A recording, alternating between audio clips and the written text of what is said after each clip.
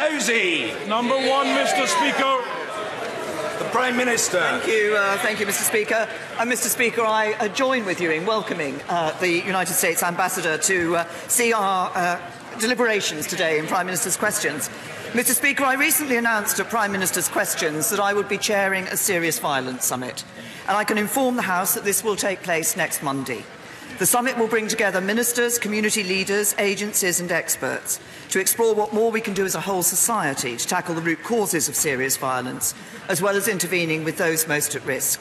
Following the initial summit, Cabinet Ministers will be hosting a series of roundtable discussions with national leaders and those on the front line.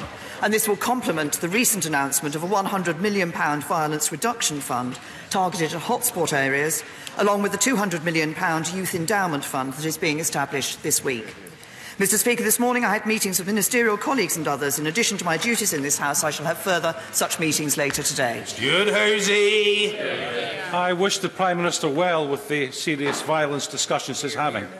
However, Brexit is already costing the UK around £1 billion a week in lost growth. And we know that 80% plus of the public are unhappy with the way in which this has been handled.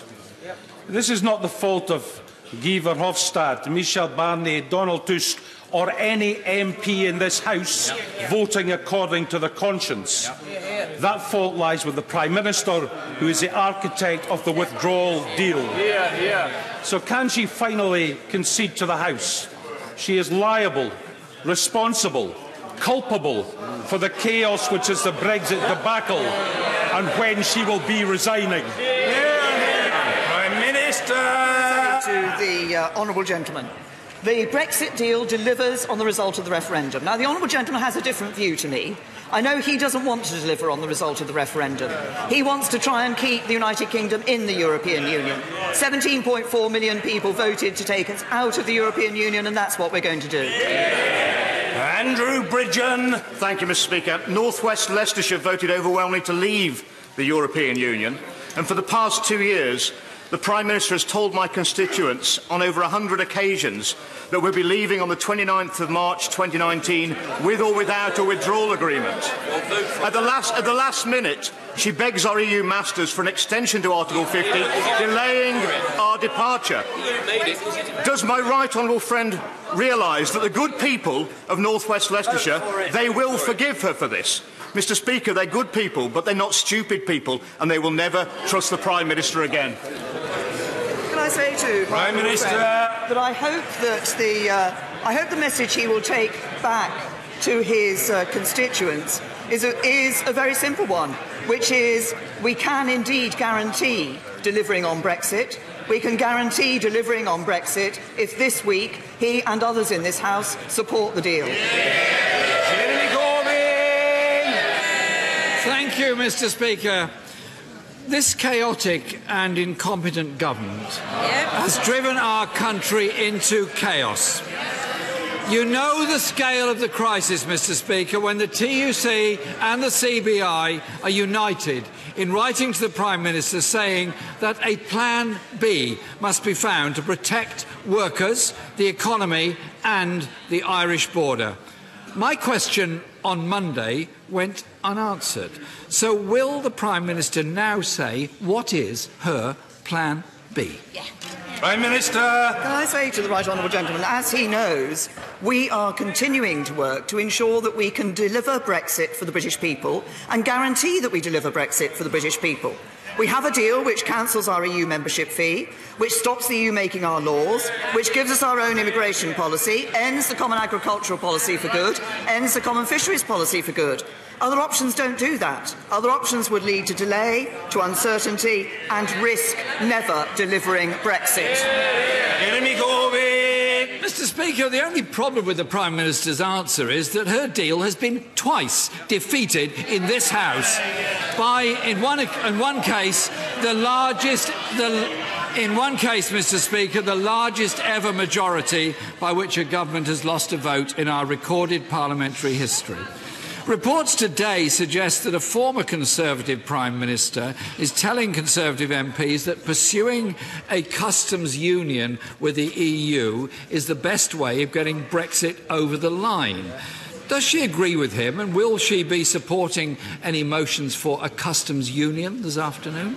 Prime Minister! The Right Honourable Gentleman, what we have negotiated, the government's deal negotiated with the European Union, delivers the benefits of a customs union while enabling us to have an independent free trade policy, to negotiate free trade agreements in our interests and not rely on Brussels to negotiate them for him. He used to stand up for independent trade policy. Now he wants a customs union. Now he wants to throw away the idea of an independent trade policy and leave Brussels negotiating for us. We want to negotiate our trade in our interests and the interests of people across this country.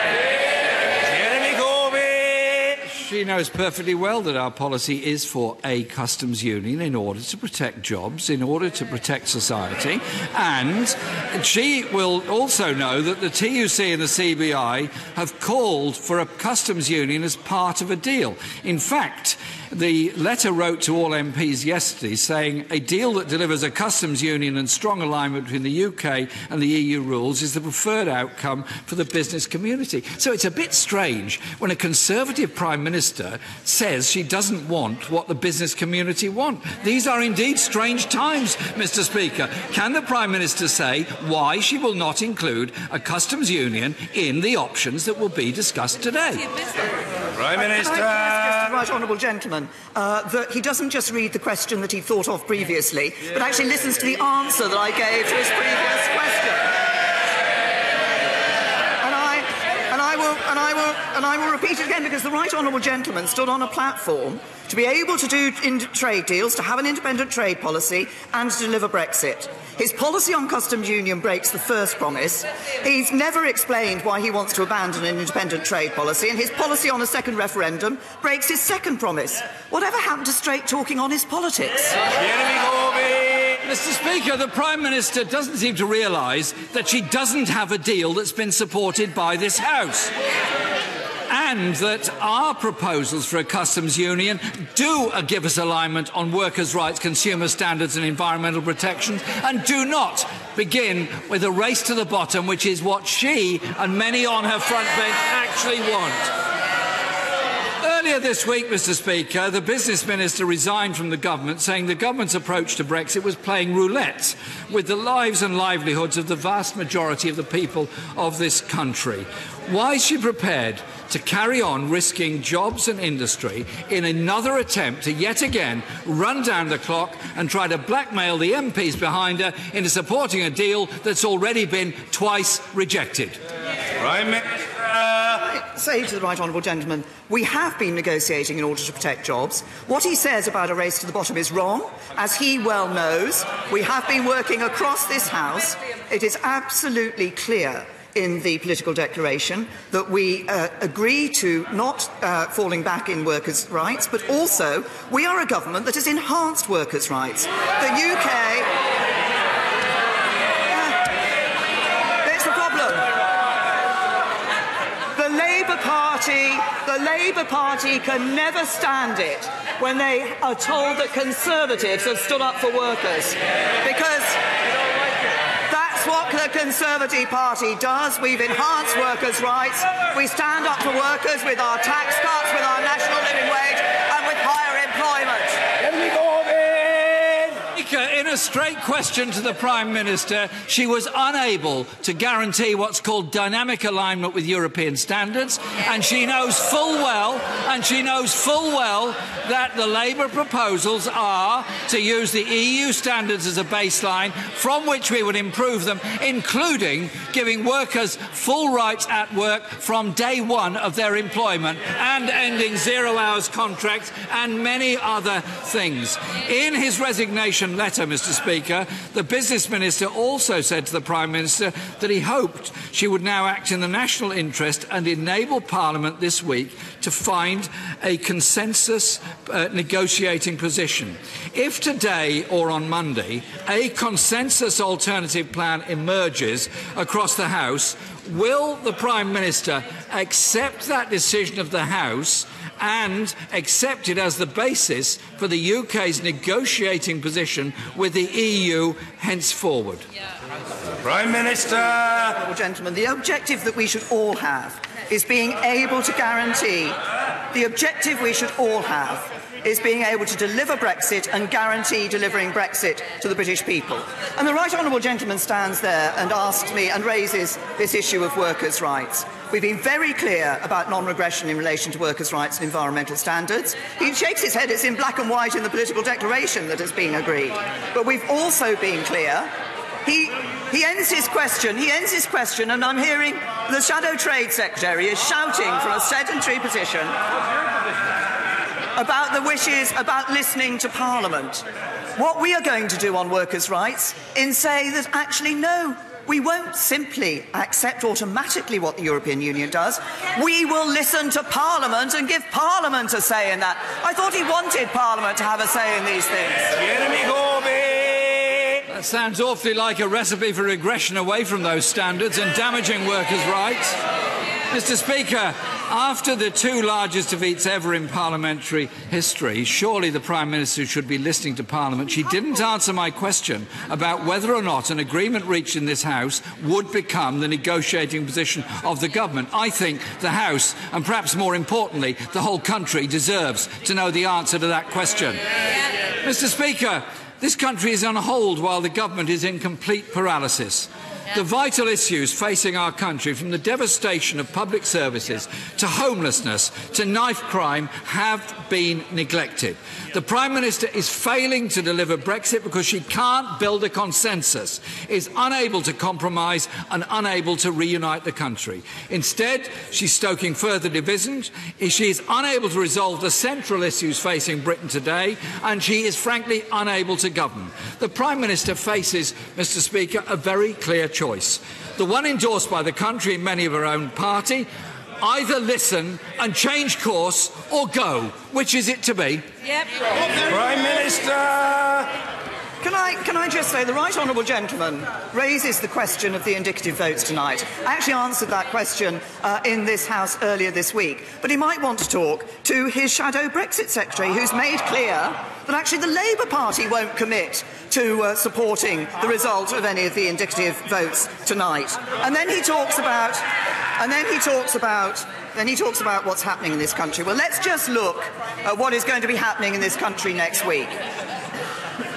Nearly £1 billion extra for the police, £1.4 billion more available for local councils, £1.1 billion extra for our schools, another fuel duty freeze, another rise in national living wage, another tax cut. That's under the Conservatives. What would Labour give us? He wants to scrap Trident, he wants to pull out of NATO. Labour would give us capital flight, a run on the pound, a dropping living standards. The biggest threat to our standing in the world, to our defence and to our economy is sitting on the Labour front bench.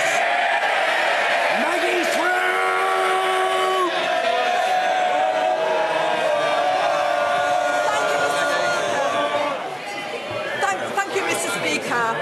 Would my right honourable friend undertake to reform the government's online petition system, which currently accepts unverified signatures from across the world?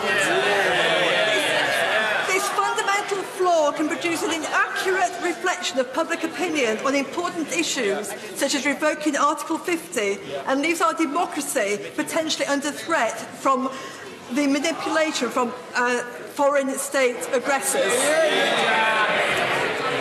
My honourable friend's raised a very important issue, and can I just say that, like the traditional paper petition system, we do need to have an e-petition system that aims to strike a balance between allowing people to easily recognise their support, register their support for issues which are important to them, while discouraging dishonesty from taking place. I've been assured that the Government Digital Service have been constantly monitoring signing patterns to check for fraudulent activity, but I'm sure that my honourable friend will understand that I can't comment in more detail about the security measures that are taken, but petitions are subject to checks as part of due diligence. Ian Blackford. Thank you, Mr. Speaker, and I'm sure you'll want to join me and welcome the member of the 6th Royal Scot Reserves who are joining us in the gallery today, and to thank them for their service. Mr. Speaker, it is becoming increasingly clear that the cost this Prime Minister will pay to force her disastrous deal through is the price of her departure.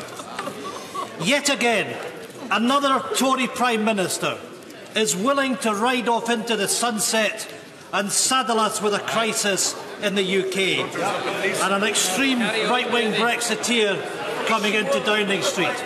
Does the Prime Minister feel no sense of responsibility for what she is about to do? Gentlemen, it's my sense of responsibility and duty that has meant I have kept working to ensure that we deliver on the result of the British people. Ian Blackford! That's a quick answer. Mr. Speaker, let me help the Prime Minister. She can still change course. It is not too late. On Saturday, I joined opposition leaders and 1 million people to demand a second EU referendum. Mr. Speaker, 6 million people have signed a petition online demanding that the Prime Minister rethink her strategy. And today, this House will give her a way out, a chance to prevent disaster. Will the Prime Minister finally respect the will of Parliament, or will she continue to allow Scotland and the rest of the United Kingdom to be held hostage by the extreme right wing of the Tory party and the DUP? Prime Minister! I'm interested that the Right Honourable Gentleman joined the march for a second referendum. Last week his policy was revoking Article 50, now his policy is having a second referendum. But let's just look at what the government is doing. What the government is doing is delivering on the vote that took place in the 2016 referendum. What the Right Honourable Gentleman wants to do is to stay in the EU. And what would that mean? Yes. All the Scottish nationalists nod their heads and say they want to stay in the EU. What would that mean? That would mean staying in the Common Agricultural Policy, not in the interests of Scottish farmers. And that would mean staying in the Common Fisheries Policy, not in the interests of Scottish fishermen. It's Scottish Conservatives who are standing up for the interests of Scottish farmers. Bill Wiggett! Under my Right Honourable Friend's government, 1 million more disabled people are in work. But I'm sure that she would like to do so much more. For example, can she get disabled access for Ledbury Station to save disabled passengers an extra 20-minute journey to Hereford and back so that they can simply get out of the train? The Access for All programme is too slow and disabled people need to go to and from work too. First of all, can I thank him for highlighting the government's record in getting more disabled people, or helping more disabled people get into the workplace.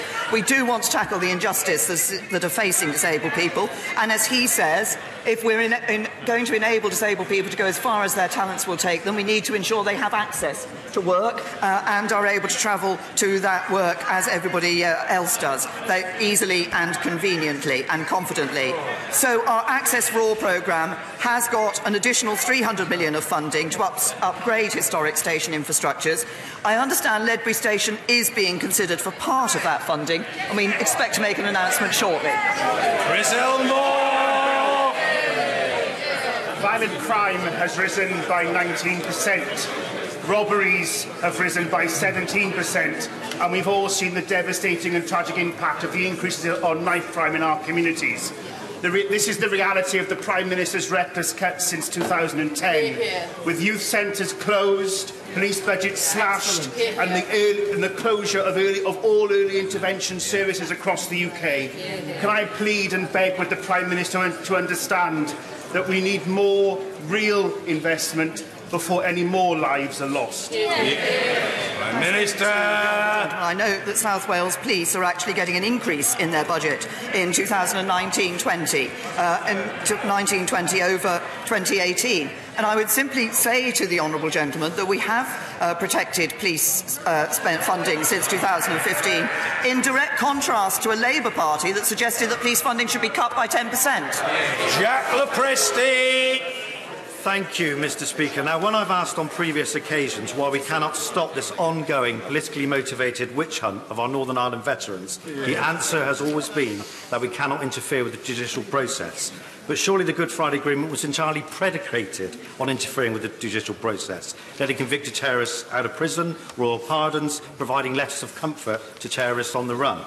Now, Mr. Speaker, I have a son who serves in the Royal Artillery.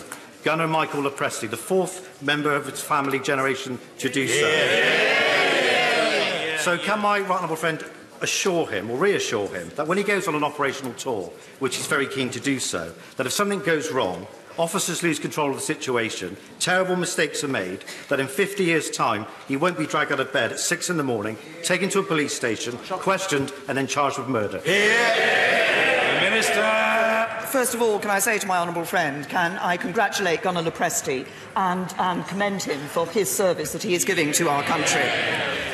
We have been clear in looking at the issue of Northern Ireland and the legacy in Northern Ireland that the current system is not working well for anyone. And on that specific, we recognise around 3,500 people were killed in the Troubles, the vast majority murdered by terrorists. And many of those cases do require further investigation, including the deaths of hundreds of members of the security forces. And that system does need to change to provide better outcomes for victims and survivors of the Troubles. But we are working on proposals across government to take those proposals forward. And of course, we are looking constantly at making sure we can give maximum confidence to those of our brave servicemen and women who day in and day out put their lives on the line for us. Stephen Lloyd. Thank you, Mr. Speaker. Prime Minister, we all know that policing has changed significantly over the last 50 years, from cyber fraud and bullying to the recent tragic increases in knife crime. And on the way, the public have lost trust in politicians when it comes to policing. There is a way, though, to restore that trust, Prime Minister. Will you commit to setting up a Police Royal Commission so that facts and evidence, rather than political spin, prepare our police to properly tackle 21st century crime? Well, the honourable gentleman is absolutely right that the nature of crime is changing, or we're seeing new types of crime being introduced, and the police need to have the ability, the resources, the understanding of how to best deal with those. That's why, actually, I would say to the honourable gentleman, I don't think we need a Royal Commission to do this. One of the things I did as Home Secretary was to set up the College of Policing. One of the points of the College of Policing is to ensure that it is identifying new types of crime, it is identifying how best to deal with all types of crime, so that we have the confidence that our police are using the best tools available to them. Anne-Marie Trevelyan. Thank you, Mr. Speaker. Mr. Speaker, I have an unlicensed airfield, Esshot, in my constituency, a small business continuing a long history of general aviation on that site ever since the airbase was built during World War II as home for one of the largest Spitfire bases. Mr. Speaker, we have a neighbours' dispute threatening the safety of the runway, but the CAA are refusing to assist the owners to enforce safety orders. Can the Prime Minister please help us to stop a totally avoidable disaster? Oh, can I say to my honourable friend, obviously she's raised a very important issue, and safety in aviation is absolutely paramount. I understand my honourable friend has raised this issue directly with the Aviation Minister, who's looking at it as a matter of urgency and looking at it very carefully, and we're hoping for a positive response and a positive resolution for all parties involved. The Minister will be writing to my honourable friend as soon as possible, but I also know that the Civil Aviation Authority has been in contact with all parties involved. She's right to raise this issue, and it's an important one, and urgent action is being taken. Carol Monaghan. Thank you, Mr. Speaker. The condition ME affects approximately 25,000 children in the UK. When the parents of these children make the extremely difficult decision to remove their sick child from a programme of graded exercise therapy, many of these families have child protection proceedings triggered against them. So in the midst of this Brexit chaos, will the Prime Minister commit to looking into this issue to ensure that loving parents caring for extremely sick children are not threatened with having that child taken into care? Can I say to the honourable lady, Prime Minister. she's raised an issue that I wasn't aware of previously, and I'd be very happy to look into it and to make sure the responsible ministers look into it. Sir Peter Bottomley. Following the result of the referendum, the government's had the responsibility of negotiating withdrawal, transition and then future negotiations. Up to now, that has not passed Parliament because of three incompatible groups surrounding the government. Those who want to stay in, those who want to be out, and the Labour Party's vague policy, which even their leader doesn't agree with. Can I say to the Prime Minister that most people in the country want her to succeed and the deal to go through so we get the best possible advantage from future arrangements? My honourable friend, I think he is absolutely right. That is the message I consistently get from people across the country, that we actually want to deliver Brexit. There's a way to do that, a way to guaranteeing delivering Brexit, and that's supporting the deal. Jamie Stone. Mr. Speaker, my constituents are very pleased that it's been decided that the UK's first space launch facility will be in the north of my constituency. Very pleased because, not least, this gives us a great opportunity to redeploy the very considerable skills which we have at Dounreay in Caithness. Does the Prime Minister agree with me that this is a splendid business opportunity, not just for my constituency, not just for the UK, but in terms of launching and building and launching rockets for countries in Europe and the rest of the world who will never have their own launch facilities? Prime Minister. Can I first of all say to the honourable gentleman, I'm a little disappointed he didn't give me another invitation to come to his the hotel in his constituency, but there we are. I thought maybe I might be able to look at the spaceport from the hotel windows, but he raises a very important point, and this is a significant development, the development of this spaceport. It will indeed be good for local business. It will indeed be good for local jobs. It's skilled jobs, an important area of employment. But as he says, it will give opportunities for the UK to offer these services to others across Europe who are not able to provide those services for themselves. I think this is good for our economy, it's good for his local economy, it's good for his constituents and the UK as a whole. Kirsten Hare.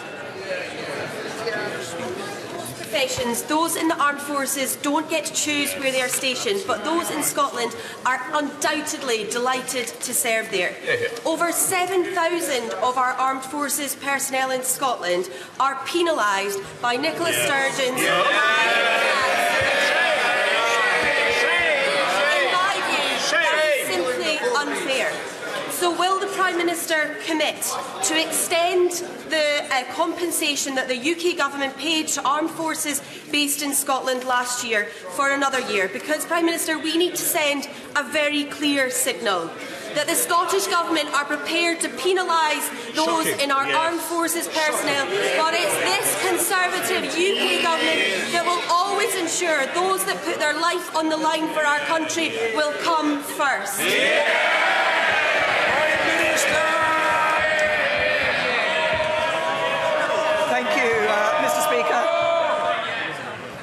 Can I first of all say that I would like to pay tribute particularly to everyone stationed at RM Condor in my honourable friend's constituency. She is absolutely right about those brave men and women across our armed forces who put their lives on the line for us. And she is also right that what has happened with the SNP's tax hike, both this year and next year, is it unfairly hits a majority of our brave and loyal service personnel based in Scotland. This leaves thousands of them out of pocket, and this is wrong.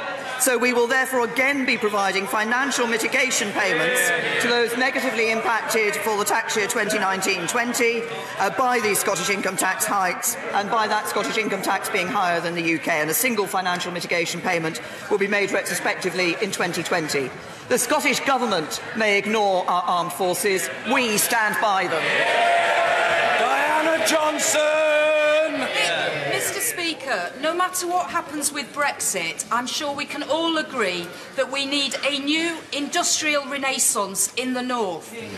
And with the Northern Powerhouse and Yorkshire devolution stalling, isn't it about time that we got the same priority and attention for the Humber Docklands as has been given to the London Docklands for the last 40 years? Can I say to the Prime Minister? I'm absolutely clear. When I became Prime Minister, I said we wanted a country that works for everyone. Our modern industrial strategy is exactly aimed at ensuring that we are developing across parts of the country that need that and that perhaps feel that they have been left behind. But she talks about the investment in the North and Northern Powerhouse. Northern Powerhouse is not stalling. We have made significant investment into the Northern Powerhouse, significant investment into infrastructure in the North, and significant investment in the deals that we have negotiated across the North to ensure that the benefits of the economic prosperity under this government are felt across every part of our country. Steve Brine. Thank you very much, Mr. Speaker. A very large number of my constituents, Prime Minister, voted Remain in 2016. Many voted Leave and some weren't old enough to take part. They all have a view.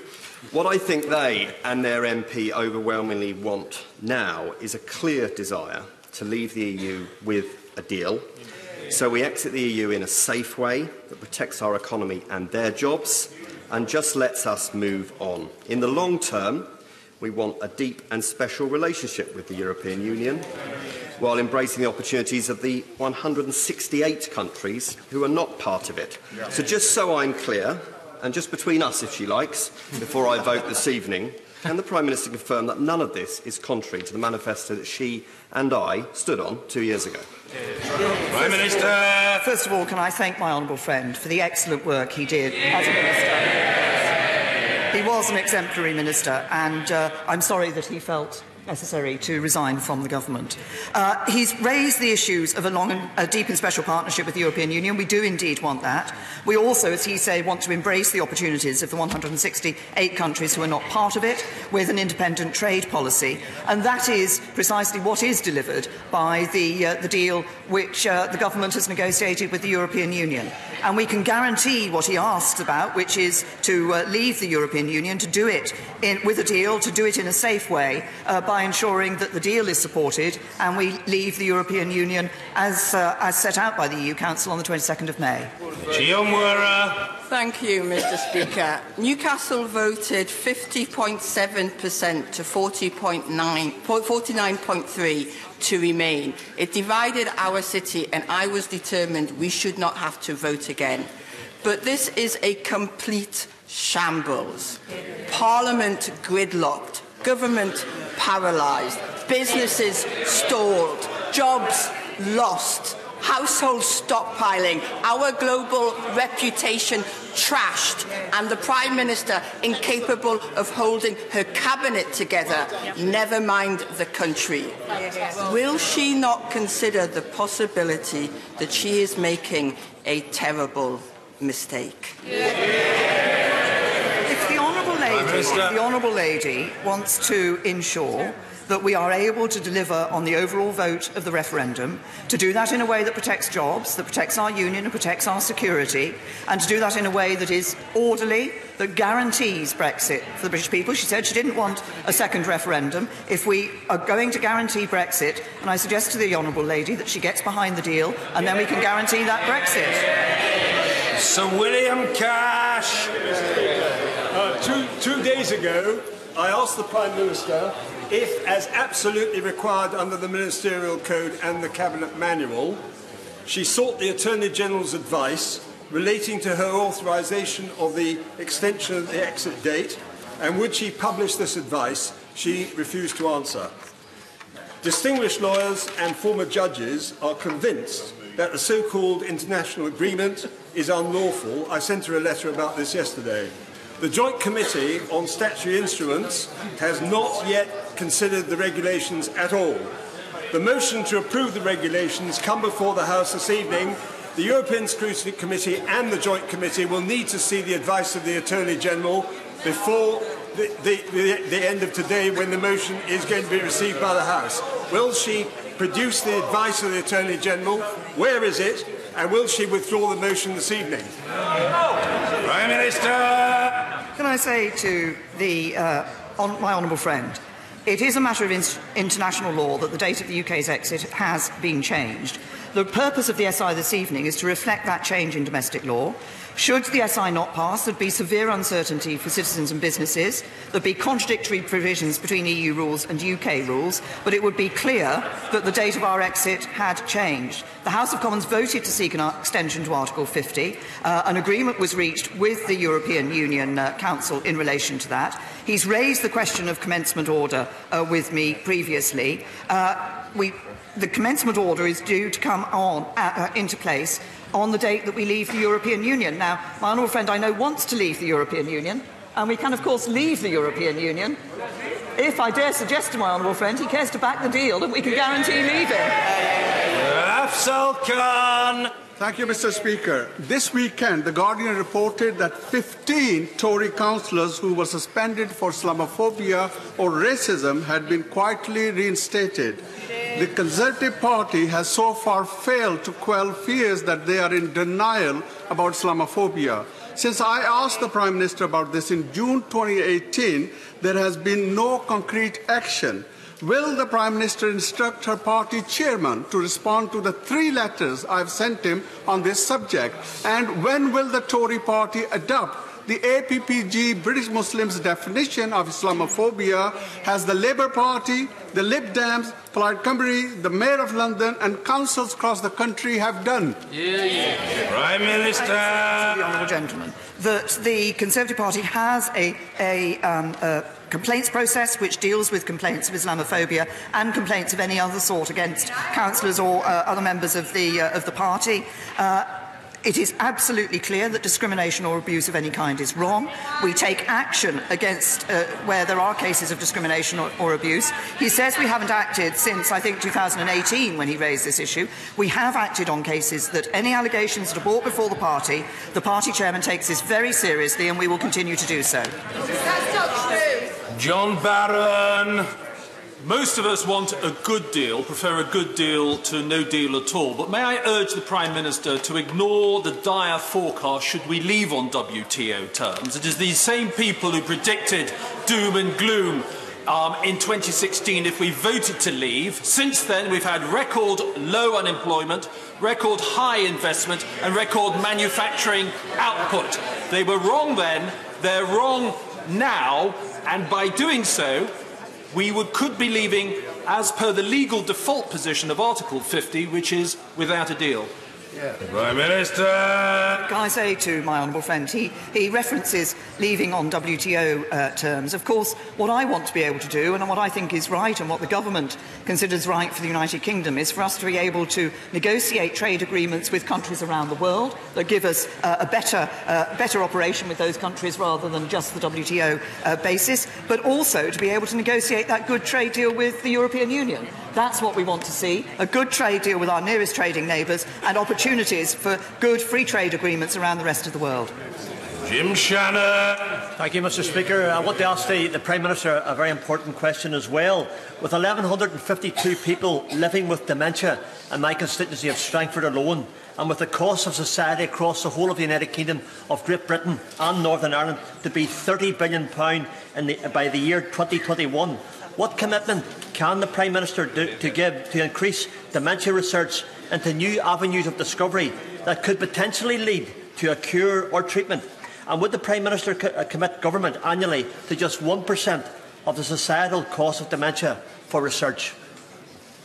Well, can I say to the Honourable Gentleman that he has raised a very important issue. He cited the number of his constituents who are living with dementia. That there will be people across all our constituencies and increasing numbers who are living with dementia. And that's why we have committed to delivering our Dementia 2020 challenge in full. And that is supporting research. He specifically referenced research. It's supporting research into dementia. The UK research community is also playing a significant role in the global effort to try to find a cure or a major disease-modifying treatment by 2025. We've committed to double spending on research in dementia by 2020.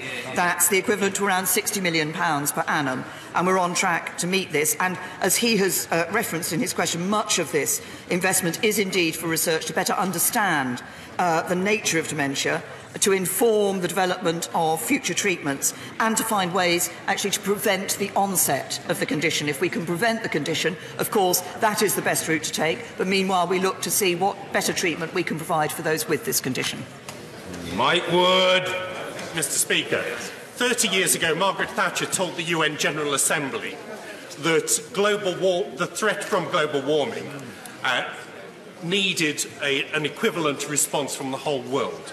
What progress is being made on reducing greenhouse gas emissions that contribute towards man-made climate change? Prime Minister. I'm very grateful to the honourable gentleman for raising this very important issue. What I would also say to the honourable gentleman is that he has reminded people, actually, that it was a Conservative Prime Minister who was one of the first world leaders to actually raise this issue of climate change and put it on the international agenda. He's asked me about some of the changes that have taken place. Between 2010 and 2017, we've reduced the UK's domestic greenhouse gas emissions by 23%.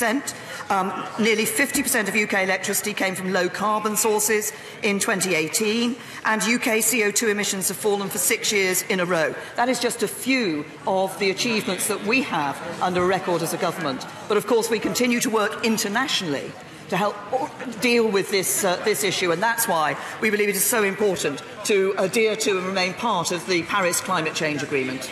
Nigel Dodds. Mr. Speaker, I'm sure the Prime Minister will join with me in welcoming the signing yesterday of the Heads of Terms of Agreement on the Belfast City regional deal, the first city deal in Northern Ireland, which is estimated to bring about 20,000 new jobs, £350 million of investment by the government, and a lot of extra investment by local councils and the private sector. Will she confirm that she will do everything in her power in the absence of devolved government to ensure that the civil service who signed on behalf of Northern Ireland, that there will be no impediment to the good progress of that city deal, which has been welcomed right across the community in Northern Ireland? Minister. The right honourable gentleman raises a very important point, which is about the benefits that these city deals can bring. And those benefits are considerable, bringing together both government at all levels and the private sector to provide in those city deals. I absolutely take the point that he makes, that in the absence of devolved government, we need to make sure there is no impediment to moving ahead with that city deal as fast as possible, and will commit to ensuring that that does indeed take place. Andrew Slew. The Prime Minister knows of the huge improvements to the quality of clinical care brought about by the Getting It Right First Time programme authored by Professor Tim Briggs, who I brought to see her and indeed to see Gordon Brown as well. Given the importance our constituents place on a good service from their local GP practice, will the Prime Minister ensure that the general practice rollout of Getting It Right First Time is speeded up so that the excellent practice available in places like Worksop, Whitstable and Peterborough can be made available to all of our constituents? Minister. Can I thank my honourable friend not only for his question but for actually bringing Professor Tim Biggs to see me. And when Professor Biggs came to see me, he did raise this issue of spreading this concept of getting it right first and spreading it beyond hospital consultants and into GP practices. My honourable friend is absolutely right. We should make sure that we do that. We want to make sure that the absolutely best practice is adopted by GP practices across the whole country. That's for the benefits of all our constituents. Chris Bryant. Thank you, Mr. Speaker. Skin cancer is on the rise in the United Kingdom, and as many members know only too well, it can kill, though when detected very early or early enough, the NHS is able to perform absolute miracles, thank God. Isn't it time, though, in the UK in particular, that we had a major public health campaign now to persuade people to check out their body to see whether they've got any suspicious moles, to take those suspicious moles to the doctors, to avoid the sun in the midday heat, to cover their children with at least factor 30, and to make sure that we can save lives? Because if we get it right, if people are in doubt, they should check it out. And if they do, we can save lives. Prime Minister has raised a very important point, and he speaks on this issue from personal experience. And he is absolutely right. We need to ensure that people are aware of the dangers and aware of the signs that they need to take notice of and actually take to their doctors, because lives can be saved. The Health Secretary has heard the passionate case which the Right Honourable Gentleman has made in relation to public health information on this, and I'm sure my Right Honourable friend will be happy to meet him to discuss this further. Oisin Vickers. Thank you, Mr. Speaker. I hope that the American ambassador is enjoying his visit here today as much as he enjoyed his visit to North East Lincolnshire last Friday. When I was able to join him at Young Seafoods in Grimsby, when we enjoyed some of the finest seafood possible. Would the Prime Minister agree with me that Brexit increases the opportunities of further trade to build on the already trading relationship we have with the United States? We hope the Ambassador's palate was satisfied, and I dare say we'll be hearing about it if it wasn't. The Prime Minister. Thank you, Mr. Speaker. Can I assure my honourable friend, having recently visited North East Lincolnshire, that we all enjoy our visits to North East Lincolnshire and seeing the many opportunities that there are there across the economy. But of course, he's talked about seafood and fishing opportunities. But he's absolutely right. Leaving the European Union and making sure as we do so we have the ability to have our own independent trade policy means that we will be able to have those free trade agreements around the world, including with the United States. And the United States States has, as we've heard on many occasions, we are both keen on both sides of the Atlantic to be able to pursue that free trade agreement. Caroline Lucas. Thank you, Mr. Speaker. One of the many tragedies associated with this Brexit chaos is the huge distraction it is from other key priorities like the climate catastrophe. Just this week we learned that global climate emissions have hit their highest ever level. And in her answer to the gentleman opposite, she only gave half the story. The other half is that the UK is way off track to meet our long-term climate targets and our consumption emissions are down just 4%. Will she support growing calls for a Green New Deal, a green transformation of our economy, creating hundreds of thousands of good quality jobs in constituencies up and down this country? Prime Minister. To the honourable lady, first of all, she should, I think, do more to welcome the action that this government has taken on this issue.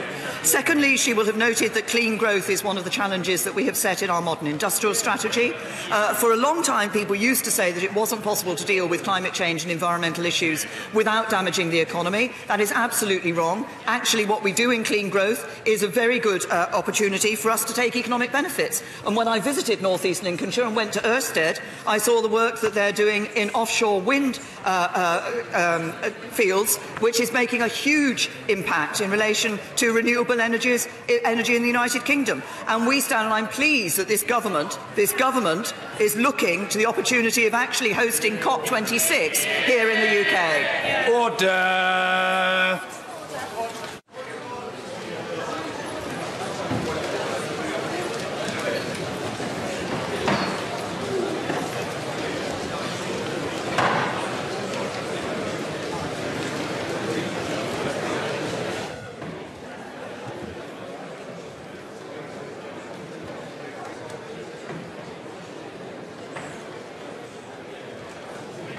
Helen Jones. Speaker, on a point of order, the honourable member for Erewash recently made in Prime Minister's questions some allegations about the petitions system.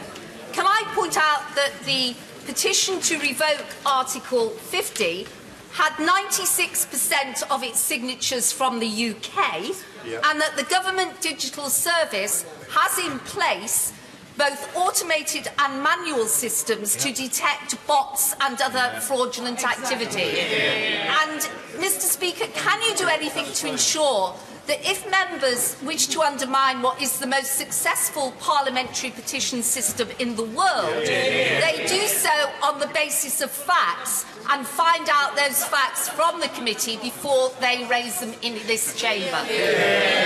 Well, I'm very grateful to the honourable lady for her point of order. I don't think it is for me to advise on the identification of facts, which I imagine would be an extremely lengthy, possibly painful, and conceivably unproductive exercise.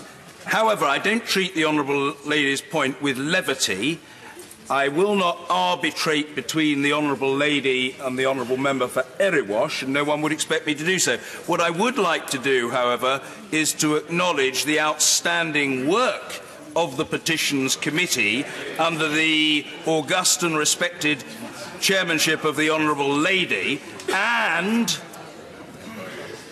to emphasise that the staff who support the committee are staff who display exemplary professionalism. And I don't imagine, to be fair, that the honourable member for Erewash would cavil at that at all, and I don't think that was her point. But I want to put it on the record: they're dedicated, hard-working and extremely skilled staff discharging a public duty on behalf of Parliament in the public interest.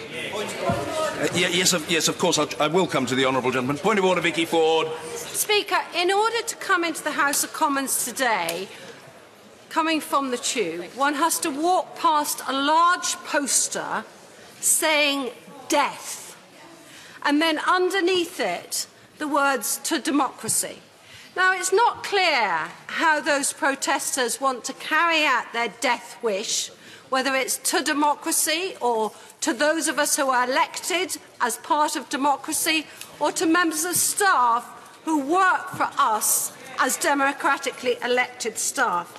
But, Mr. Speaker, there can be no place in our public life for intimidation of members of Parliament or their staff. And so whilst we respect the right to free protest, can we ask again to look at the way in which the right to freedom of speech versus intimidation of those in public life is being carried out and protected around this Parliament? The Honourable Lady raises an important point, and I respect the force of her observation and the sincerity that underlies it. There is, of course, a delicate balance between freedom of speech on the one hand and a safe space for parliamentarians and for those who report our proceedings on the other. As the Honourable Lady, who is an extremely assiduous participant in the Chamber, will attest, this matter has been raised before, and no harm in it being raised again. Considerable necessity, no doubt, for doing so, in the Chamber. And I have made the point that we in this House have made representations to the Metropolitan Police Commissioner and had regular contact with Cressida Dick and her senior officers in order to make the case for a more proactive policing approach of a character and on a scale that will protect people going about their daily business, either as parliamentarians or as journalists or indeed as members of the public who fall into neither of those categories. I know that the Honourable Lady will understand when I say, and I do not say it with an ounce of flippancy, I say it because I think it's right, that, and I don't think she'd suggest otherwise, I can't be the poster policeman. It's not for me to police posters. It's not for any Member of Parliament to police posters. And I accept that there is an ambiguity about the poster to which she has just referred, but I can acknowledge that it may be regarded by some as intimidating. Moreover, many of the threats to people have in particular been threats to female colleagues and female journalists, and we need to take careful account of that.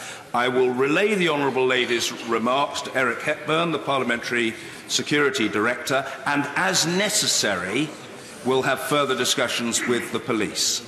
I